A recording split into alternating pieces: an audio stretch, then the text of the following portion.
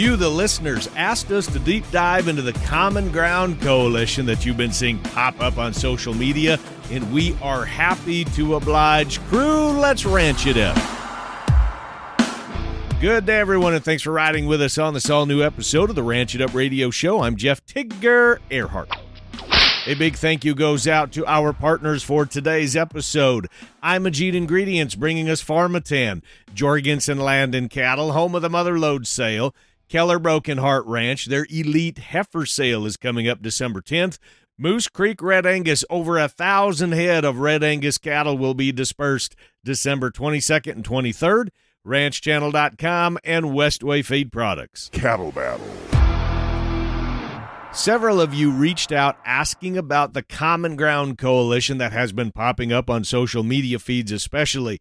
What is it? Who is part of it? What is the purpose? What is it all about? We have those timely answers for you. I bring in Jake Parnell. Jake is the president of Western Video Market, owner and manager of Cattleman's Livestock Market in Galt, California, and one of the co-founders of the Common Ground Coalition. Jake, great to bring you back on the program, and you are literally on the road, so I appreciate you putting in the headset and talking with us. We have been seeing and hearing a lot about the Common Ground Coalition lately in light of the comments out of our president and watching the future boards bounce around right in the midst of when loads of producers are shipping and marketing feeder cattle. So let's start here with what is the Common Ground Coalition and how did it get started? It started probably 24 months ago, and it started in a conversation in a meeting as we were talking about a bunch of sale barn operators. We're sitting around talking about watching our producers retire. And dispersal after dispersal after dispersal of these cow herds. And how do we keep, these producers wanting to be in the cow business? Because for a long time, when this thing wasn't profitable, for the last decade, for the decades before that, intermixed profitable years. But there's a lot of years when you're working to pay your bills when you're ranching, and a lot of the second and third generation just weren't coming back to the family farm, especially out where I live, right? As a state of 40 million people, why do they want to go back and help mom and dad on the family farm and get by for, meager means? And so it started as a conversation there, and it evolved into, we need to fly around the country and we need to gather groups of people and listen to what they have to say. Are we on the right path? Does this make sense? Is this conversation we're having not resonating across the country? And so we had a meeting in Kansas and we had a meeting in Missouri. We moved up into Montana for a meeting. We had 2 meetings in California where I brought the most diverse group of people I could get each meeting. We sat them down in a room and talked about what issues are important to you.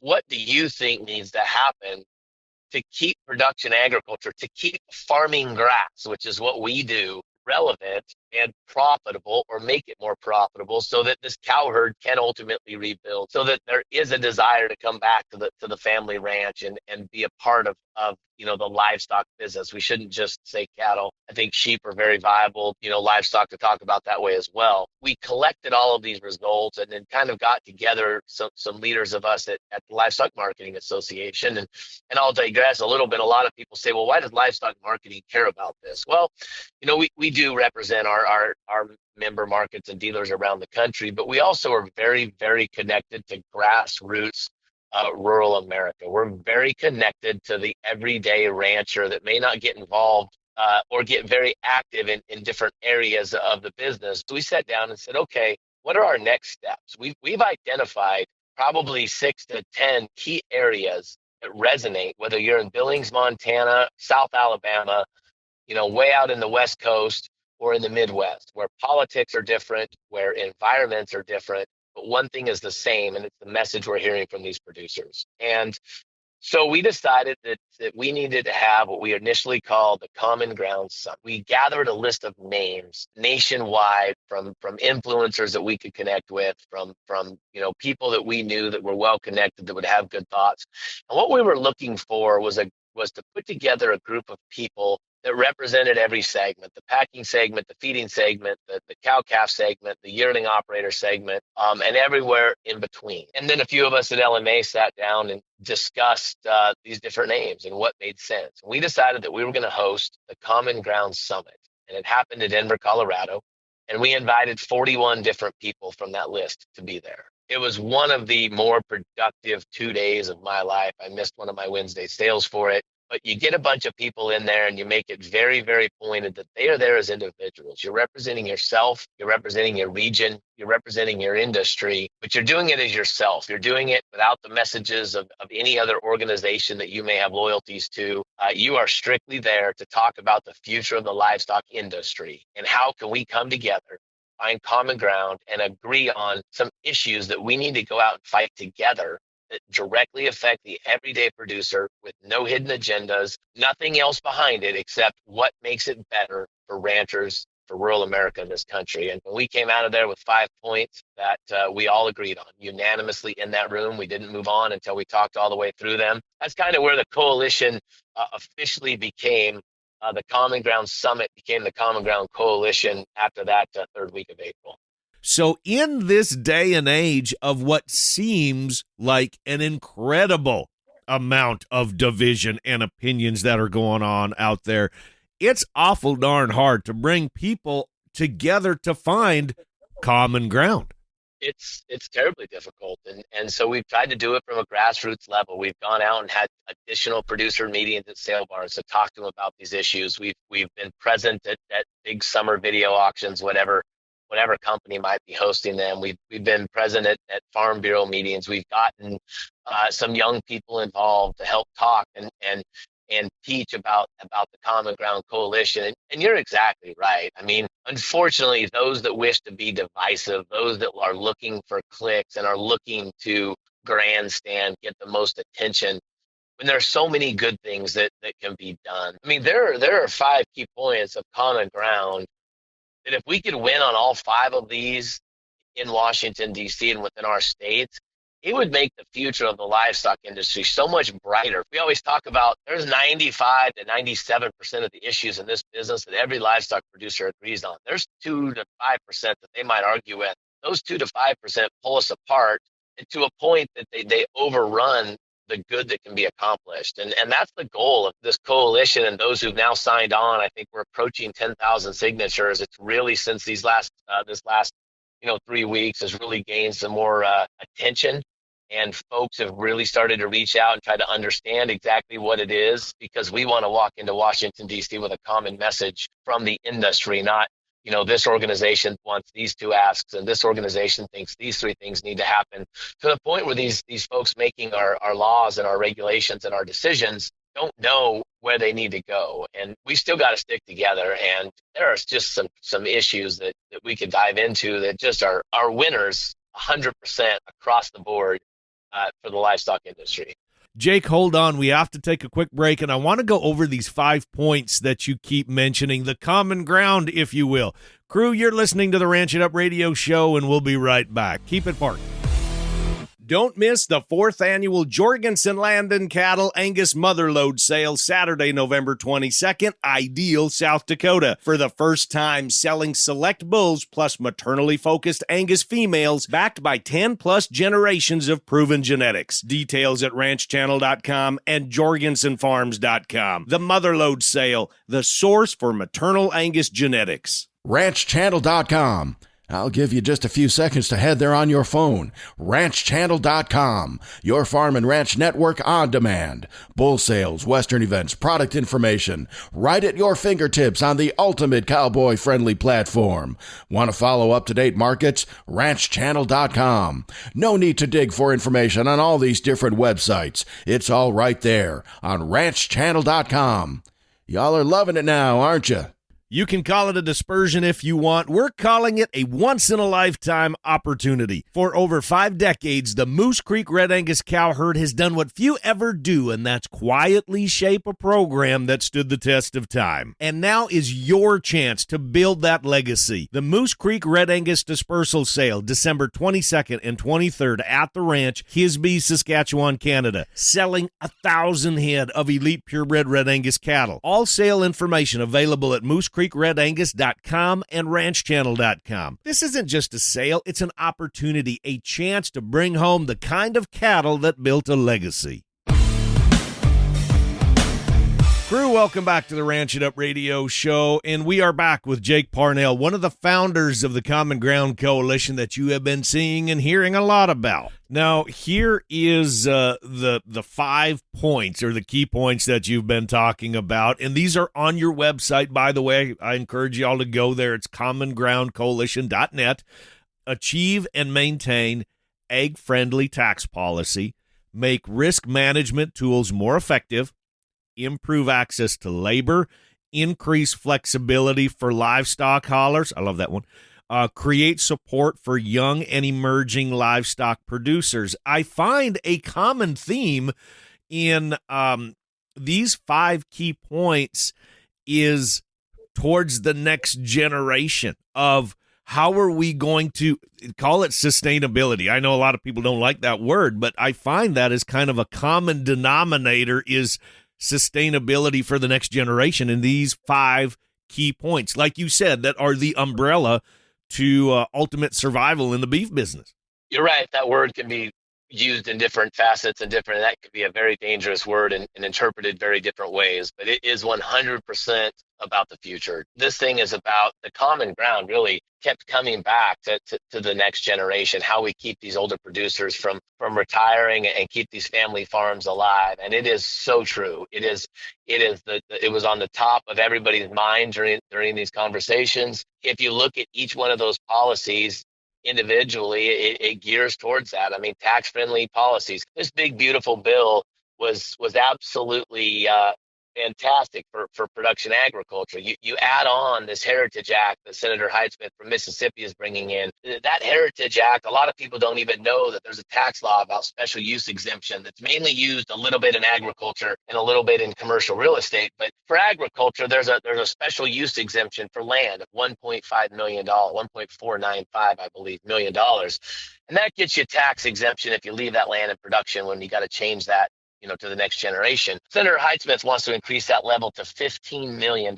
So you take some of the death tax and gift tax rules, combine them with the support for the step up in basis laws being continued, and you add this Heritage Act, and there's going to be an opportunity for some of these legacy ranches to stay in agriculture production. And that doesn't necessarily mean that the second and third generation are going to come back and ranch them, but it gives them the option to lease that ground out to someone who does want to, so that we keep that ground in grass and continue to run livestock on it. Risk management is something that a lot of people think is just about trading futures or buying LRPs. They don't realize how much weight that these financial institutions put on an ability to manage your risk or take out some type of insurance like LRP on your product when they're financing you. And we had a guy that was in the room, Joe Cavanda from up there in Montana. He's kind of an expert in LRPs and futures trading and that. And he did some math, and he used an example of a 100-acre field in Montana where you could either farm wheat or you could run cows. If you were to farm wheat and use the same insurance policies that you're allowed to use in crop insurance right now, you could insure that ground for $460 per acre based on the way you could insure it for winter wheat. If you were to run cows on that ground, the way you could LRP it or take some of these other policies we have, it would be the value of $30 per acre. We're not even on the level playing field. And we've got to get ourselves to the point where we can manage our risk, we can protect our producers at some level so that they've got the capital to go reinvest, re-engage, or just simply start anew if they're a new and emerging producer. And so you're exactly right. The common ground is comes back to keeping land and ag production, keeping these generational family operations from selling off to recreation or development or whatever it might be, and just encouraging, not if it's not the second and third generation, there's a lot of kids, young people that want to get back involved in ag or want to get involved in ag, giving them a pathway to become more involved, you know. And so there's a lot of commonality to it, and it is right there on the top of mind. So what is the future of the coalition? What are we trying to do? Is it, you know, you said you've got 10,000 people have signed already, petitions on there. You've got tremendous support. In fact, you know, when I was on your website and I was just looking at different names of people that are saying, you know, I support what you're doing, I knew so many of those different people on there. So what is the next step? What is the goal? Because let me just play the devil's advocate here, Jake. You know, I need to do this, that there's going to people are going to say, oh, come on, Jake, this is now just another association. People are going to say that. So what is the next step? What is the goal? It's not, we don't want it to be another association. We've got enough of those. This is about creating a common ground following, and we talk a lot about, you know, what is the next goal. I think it ultimately evolves into, you know, those that want to be involved in the coalition show up in Washington D.C. at this time as part of this coalition at your own expense, and we're going to go out and we're going to talk about these issues that we've all agreed on, and we've been extremely careful. You know, every day a new issue comes up can be discussed. That day in April, we agreed on 5 that we could go out and get some wins on, and we're going to be very careful to keep it to those right now. And as this evolves, as we, Senator Sheehy hosted a meeting for those that could attend in Washington a couple weeks ago. We think that there's probably some steps as this coalition continues to grow where folks are allowed to continue to be involved, some forums online where we can get together and discuss what makes sense and where exactly our thoughts need to be as a coalition and what makes us more powerful as one, as producers. And I think ultimately the goal is, you know, a lot of these producers, they're involved in other organizations. They know their elected representatives. So as we learn more about these 5 points, let's just spread the message about them in a true grassroots fashion. Let's start the conversation. Let's start the rhetoric, and let's get out there and say, hey, you know what? This Heritage Act that Hyde-Smith is sponsoring, we need to get some support on the House side of this, and we need a bill that comes through the House side so that we can get this thing done along with some of these big, beautiful tax policies. Secretary Rollins addressed so much of the emphasis on these labor programs and the seasonality that comes with this H-2 labor and the way we need to fix some of these labor policies. Let's continue to preach to those who are making decisions, to those who have influence over some of these labor laws, that we've got to get this changed. And if they hear it from North Dakota and they hear it from Washington and they hear it from Virginia and they hear it from Florida, it's going to start to resonate and build a consensus from within. And so it's truly meant to be a grassroots coalition. We have taken a little bit of a leadership role with just funding some of these events and stuff so far through LMA, but it is not an LMA coalition. This is about those of us that operate markets. These are about our producers. This is about us, getting them what they need to stay in business long term. It's about those of us that live at the end of dirt roads. 100%. It's those of you that live way out at the end of dirt roads that work 365, 7 days a week, that feed this country a wholesome, healthy, good product, and giving you an opportunity to not just stay in business, but be profitable and put something away for the future generations. Jake Parnell, thanks so much for the time. Now, you can learn more about the Common Ground Coalition by checking them out on Facebook and heading to their website, commongroundcoalition.net. And I guarantee you will find many names on that petition that you know and are familiar with from all aspects of the beef business. Crew, it's time for a quick break. When we come back, we talk the numbers and market reports. Keep it locked to the Ranch It Up radio show. Keller Broken Heart Ranch, a leader in Simmental and Sim-Angus genetics, invites you to their first annual Heart of the Herd Fall Elite Female Sale Wednesday, December 10th at the ranch in Mandan, North Dakota, selling 86 registered bred heifers, 8 breed-leading donors, and 12 elite young cows, literally the absolute top of the herd. Bid and buy online at dvauction.com. Catalogs, videos, and sale information available at kbhrsimmental.com and ranchchannel.com. Don't miss this exciting Simmental and Sim-Angus event Wednesday, December 10th. Keller Broken Heart Ranch. Hi, I'm Chase Keller. A little about Farmertan products on my operation here. I feed Farmertan products year-round, have for 2 or 3 years now, and I have not had to treat a single calf for scours. Haven't lost a calf to scours. I believe fully in Farmertan products and helping my profitability on my operation. To learn more, head to farmatanusa.com. It's going to be a tremendous offering. Tremendous offering. The best that we've ever put together. No question about it. I think there's 5 bulls in here right now, and they're all bulls that we've collected semen on and used in artificial insemination. And so we thought it would be a good idea for us to go ahead and use these bulls clean up for the cows that we're offering for sale. So they're not just bred to any old bull. These are also bred to our bulls that we're using AI. That's the Jorgensen Land and Cattle Mother Load Sale coming up Saturday, November 22nd at the Ranch, Ideal, South Dakota.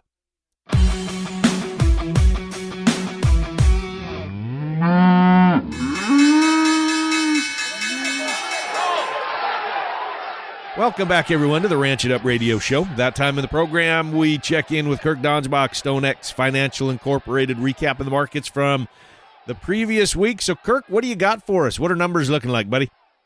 Well, good morning, Tigger, and all your listeners out there. As of Friday, November 7th, November feeder futures closed the week at 326. That's down 12.40 on the week, with the CME feeder index down $1.29 at 345.96. Obviously, with a different movement in those two, it drove the basis to a positive $19.96 versus November futures. That's a very, very wide basis. December live cattle closed the week at 221.15. That's down 8.55 on the week, with cash trading 232 in the south and the north trading 228 to 230. That left the 5-area weighted average down $1.05 at 228.97, and the basis versus December futures at a positive 782. Choice boxes are down $1.73 on the week, closing at 376.40, and the weekly slaughter was 555,000 head. That's 4,000 head below the prior week and 65,000 head below the same week last year. Dressed weights and yearly production were not reported.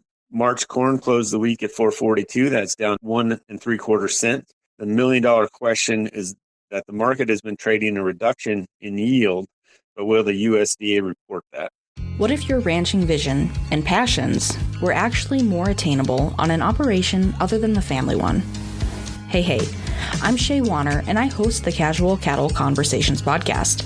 I recently visited with Elaine Frace about how both the younger and senior generations can utilize non-family transition plans to their benefit. Here's a small portion of our conversation.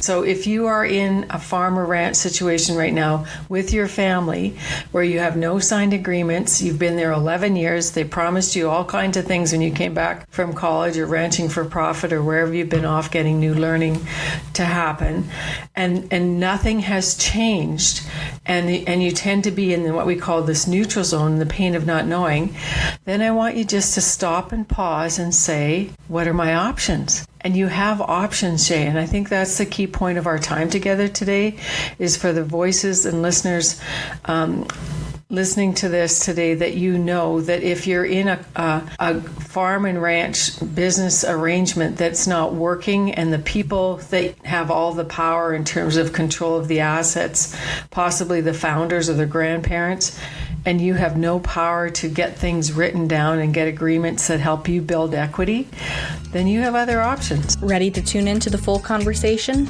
Check out the Casual Cattle Conversations podcast on your favorite podcast player as soon as you're done listening to the Ranch It Up radio show. Heading to the Ranch Channel sales calendar, coming up Saturday, November 22nd, Baldridge, Tiedemann, and Frank Cattle Genetics, their annual Angus and Red Angus Elite Female Sale open and bred heifers, donor and bred cows, and embryo packages, Lodgepole, Nebraska.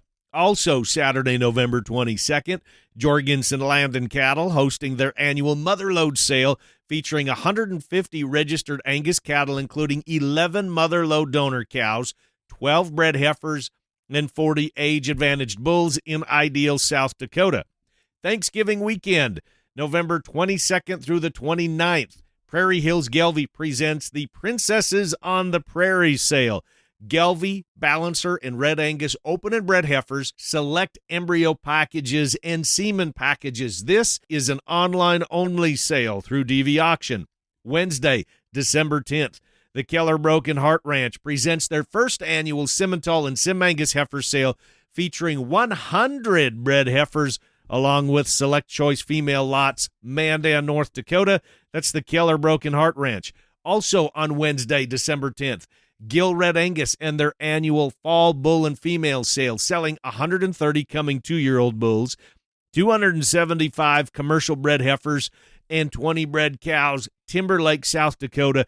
Don't forget about their feeder cattle buyback program to maximize value. You buy their bulls, they bid on their calves. Contact Brian about that program. And the big one, Moose Creek Red Angus, one of Canada's premier Red Angus breeders, located in southwest Saskatchewan with over 53 years of breeding superior Red Angus genetics. Their dispersion, Monday and Tuesday, December 22nd and 23rd. The Moose Creek Red Angus dispersal, selling over 1,000 head of Red Angus cattle. Everything goes in Bisbee, Saskatchewan. All of these sales, their details, sale reports, and lots more can be found at your fingertips at ranchchannel.com. And real quick, like answering a message that came in through a text message, Randy, that website is commongroundcoalition.net. Hope that helps you. And now that's going to wrap it up for today. A big thanks goes out to our crew, Jake Parnell with the Common Ground Coalition, Kirk Donsbach with StoneX Financial Incorporated, Shay Wanner with Casual Cattle Conversations. And now a big thank you goes out to our partners for today's episode. Imogene Ingredients, bringing us Farmatan, Jorgensen Land and Cattle, home of the motherlode sale, Keller Broken Heart Ranch, their elite heifer sale is coming up December 10th. Moose Creek Red Angus, over 1,000 head of Red Angus genetics will be dispersed December 22nd and 23rd. RanchChannel.com and Westway Feed Products. And crew, so glad y'all came with us one more time as we ranch it up. Be sure to follow and like us on Facebook at Ranch It Up Show. Our email is ranchitupshow@gmail.com. You can call and text 24/7. That phone number is 707-RANCH-20. That's 707-726-2420. Spread the good word and join us again next week where it's always Tigger and Beck approved. Stay ranchy and ranch it up.